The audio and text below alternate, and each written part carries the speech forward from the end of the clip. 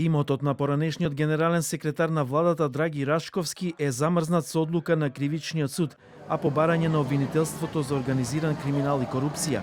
Како што велат од обвинителството, Рашковски и уште 3 лица се осомничени дека оштетиле државата за над 17,6 милиони денари и мерката била побарана за, како што се вели, да не дојде до осуетување на оштетното побарување. Замрзнат е имотот на двете малолетни деца на Рашковски.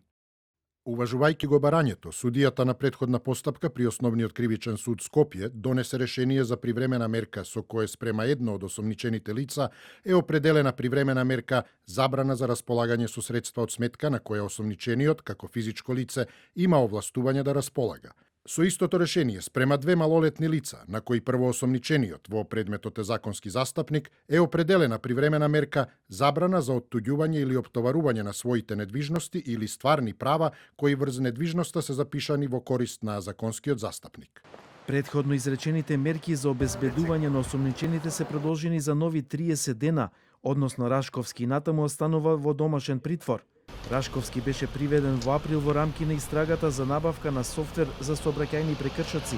Првично му беше изречен куќен притвор, но по жалбата на обвинителството решението беше преиначено во ефективен притвор. Во мај истрагата беше проширена за уште една јавна набавка за друг софтвер. На почетокот на јуни апелација донесе одлука тој да биде пуштен од ефективен во куќен притвор.